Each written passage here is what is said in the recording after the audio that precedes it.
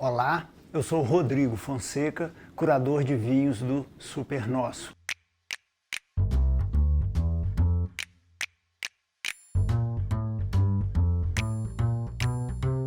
É um prazer participar dessa 12ª Feira de Vinhos.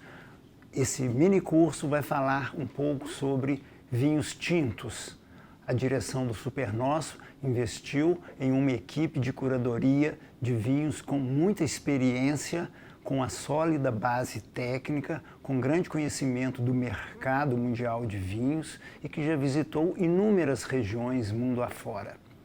A missão dessa equipe é colocar nas prateleiras do supermercado vinhos representativos das diversas regiões e em variadíssimas faixas de preço, sempre com a intenção de fazer com que o consumidor ache que cada centavo gasto valeu muito a pena. Para falar de vinhos tintos, nós temos que falar do principal diferenciador do vinho tinto dos outros vinhos. São os taninos, substância extraída da casca e das sementes da uva. O vinho branco não tem taninos, o vinho tinto, então, tem taninos, além da cor, que também é extraída da casca. Para a gente saber sobre a produção de vinho tinto, a gente tem um fluxograma. A uva é colhida, levada até a vinícola, os bagos são separados do engaço e as uvas são ligeiramente esmagadas, só para quebrar a casca, e transportadas para os tanques de fermentação. Essa fermentação vai durar aí de 1 semana até 2. Depois dessas 2 semanas de fermentação, a gente tem o vinho de escorrimento livre, que é o vinho que solta-se do tanque e deixa dentro do tanque aquela massa de cascas e sementes. Essa massa vai ser prensada e vai dar então origem ao vinho de prensa. Uma boa parte desse vinho de prensa volta para ser mesclada com o vinho de escorrimento livre. E alguma parte é vendida como um vinho de qualidade inferior ou então é destilada. A partir daí, o vinho pode maturar na vinícola, em tanques de aço inox, ou em tonéis de madeira, ou em barricas pequenas de madeira, opção do produtor. Isso vai conferir propriedades ao vinho que nós vamos ver a seguir. O que diferenciaria então os vinhos tintos uns dos outros, já que eles são feitos de uma maneira muito parecida? Começa no vinhedo. As colheitas podem ser muito diferentes, os rendimentos. O meu vizinho pode produzir, na mesma região que eu, o dobro de uva por hectare. O vinho vai ser diferente. Eu posso cuidar das minhas vinhas como se fossem um jardim. Ele pode deixar crescer mais livremente. A minha uva pode ser cuidadosamente exposta ao sol somente na parte da manhã. A outra uva pode ser eventualmente exposta ao sol. Antes da colheita, eu posso, já no vinhedo, separar algumas partes dos cachos que tenham fungos ou então não tenham amadurecido bem, ao passo que um outro produtor pode colher as uvas no estado em que elas estão. Ao chegar na vinícola, a uva pode passar por uma mesa de seleção mais rigorosa, onde aqueles bagos imperfeitos são retirados, ou pode ir direto para o tanque de fermentação. Durante o processo de fermentação, existem várias operações que vão propiciar a extração de taninos e de cor. A quantidade e a variedade dessas operações também vai significativamente alterar a qualidade do vinho. Finalmente, durante o período de armazenamento, o uso de carvalho também pode conferir ao vinho aromas e sabores diferenciados, além de propiciar o amaciamento dos taninos e a estabilização da cor. Então, esses fatos todos vão fazer com que a gente tenha basicamente 3 tipos. Bem grosseiramente, a gente pode dividir em 3 classes de vinhos. Os vinhos mais simples, baratos, muito bem feitos, porque isso tem que ser obrigatório. Eles têm um frutado gostoso, eles têm uma leveza no paladar, não tem muito tanino, ele não tem muita concentração, tem um final agradável, mas pouco persistente. A gente pode ter uma classe acima, que seriam os vinhos intermediários, que já refletem a uva de que foram produzidos, já refletem a região de onde vieram, podem ter tido um tratamento mais selecionado e cuidadoso na vinícola e podem ser bons representantes das regiões de origem. Os grandes vinhos vêm de vinhedos bastante específicos. O tratamento é muito cuidadoso em geral, o processo de produção é muito caro, mas nem de longe é aplicado aos vinhos, porque o preço às vezes é muito superior ao preço de produção, porque o preço desses vinhos, ao contrário daqueles vinhos mais simples, cujo custo é proporcional ao custo de produção, esses grandes vinhos têm preços proporcionais à demanda, que muitas vezes é muito maior do que a disponibilidade dos vinhos e faz com que a gente veja alguns preços aí que a gente até assusta. Mas quem quiser provar algum vinho realmente super excepcional, algum dia vai ter a coragem de gastar um pouco mais. Quando a gente for degustar alguns vinhos aqui comparativamente, é importante a gente observar o seguinte: existe uma diferença entre beber e degustar. Beber a gente faz descontraídamente, se o vinho for agradável, não tem problema ele ser ligeiro, pouco persistente, não é problema. Mas quando a gente já quer apreciar as qualidades de um vinho, a gente tem que prestar atenção. Aí isso é uma degustação. A gente vai observar algumas características dos vinhos. Por exemplo, a concentração, a qualidade dos taninos, que é essencial nos vinhos tintos. Os taninos podem ser abundantes e não serem agressivos, como eles podem ser pouco abundantes e serem rústicos e incomodarem. A gente tem que observar a acidez e o álcool para ver se esses elementos estão bem integrados ao vinho. A gente tem que observar se o vinho tem complexidade ou não.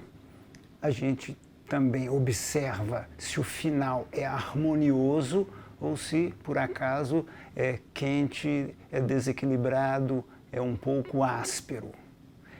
Isso propicia que a gente aproveite melhor o vinho e a gente tenha elementos para, na hora de escolher um vinho, saber como procurar. É claro que o cliente pode se orientar com os sommeliers das lojas do Super Nosso, mas não faz mal nenhum saber um pouquinho mais sobre aquilo que a gente quer para servir naquela ocasião.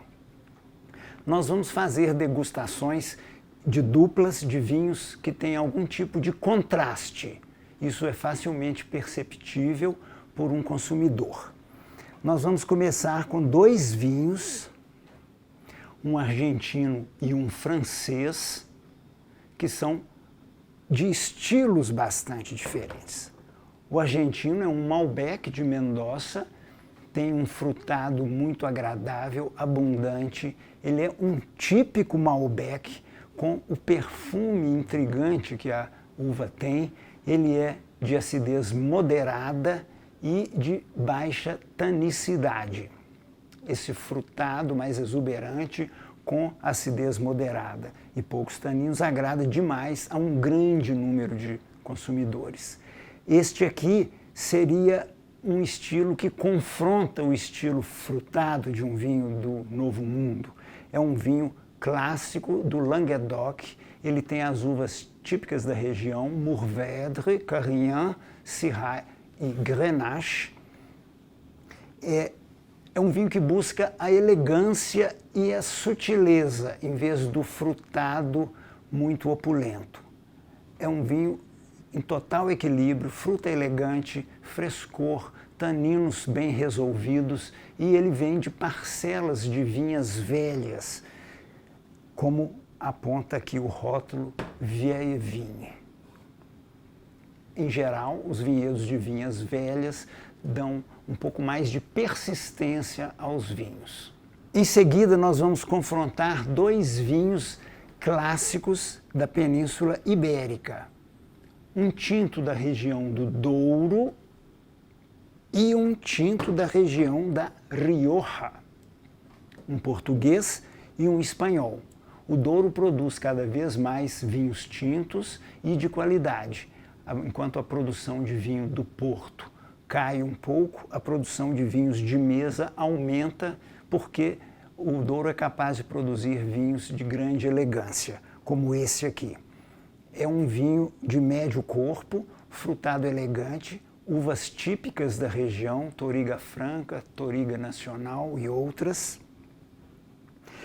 Ele passa por carvalho de maneira discreta, a gente nunca vai perceber aqui o carvalho se sobrepondo à fruta, e tem um bom frescor, muito gostoso.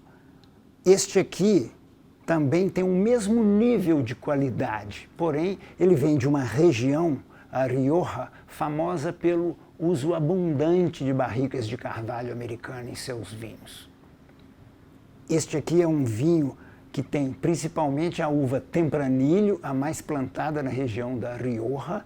Ele tem também um pouco de Graciano e de Garnacha, também uvas aprovadas na região da Rioja. E ele passou 18 meses em barricas de carvalho americano. Esse carvalho é perceptível, mas não é agressivo, e combina muito bem com o Tempranillo. Não à toa que os vinhos da Rioja se tornaram clássicos no mundo. O vinho criança, como esse, precisa passar um mínimo, se não me engano, de 12 meses em barricas e 12 meses de descanso após o engarrafamento na vinícola antes de ser comercializado.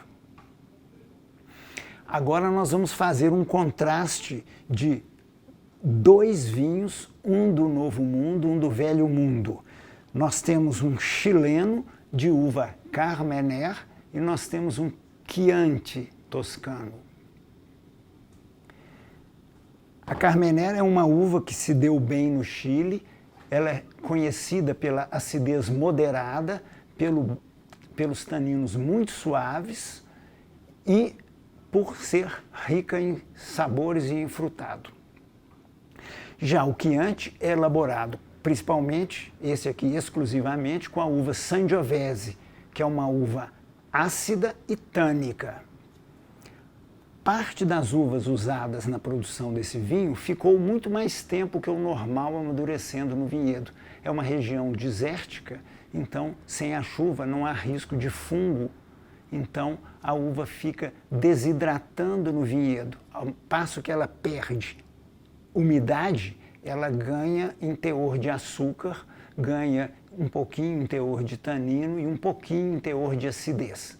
Então eu chamaria esse aqui de um vinho poderoso, concentrado, por causa dessa maturação, além do normal, parte do vinho, e acidez moderada e baixos taninos. Esse aqui, o Chianti, pelo contrário,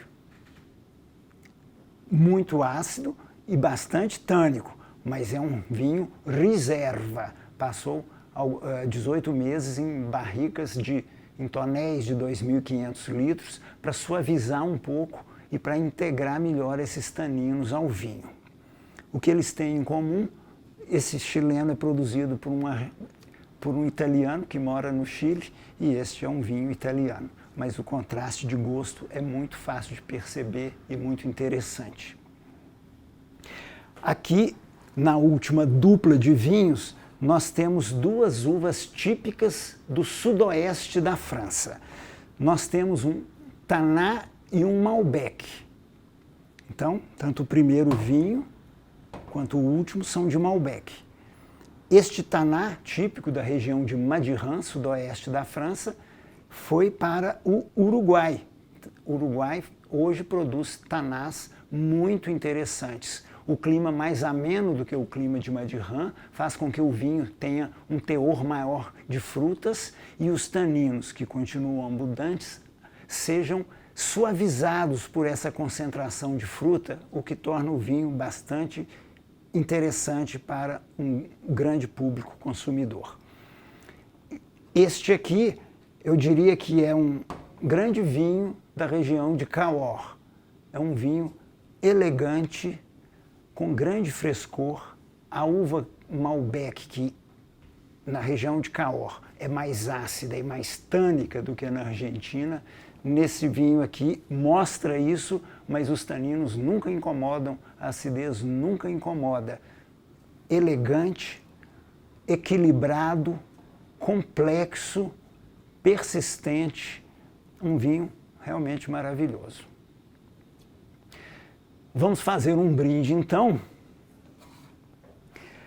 conhecendo um pouco melhor um vinho do Douro. Este vinho é da Quinta da Romaneira, uma quinta que é muito tradicional no Douro, passou por um período em que foi quase abandonada, foi comprada por um grupo importante que começou a replantar os vinhedos. E hoje, 20 anos depois, já produz alguns dos grandes vinhos tintos do Douro e está aumentando a produção de vinhos do Porto. É uma importação exclusiva do Supernosso. Não só este vinho, é claro, uma gama de cerca de 6 vinhos ou mais da Romaneira. Está às margens do Rio Douro, na margem norte, que é a região mais privilegiada, tem 300 hectares às margens do rio, nem todos os 300 hectares plantados, o trabalho é muito grande de replantar 300 hectares e muito custoso, mas já está produzindo tintos, como eu falei, e branco também de grande qualidade. Os brancos na parte mais alta dos vinhedos. Um aroma delicioso, bastante fruta, mas com uma média profundidade, ótimo potencial ainda de desenvolvimento.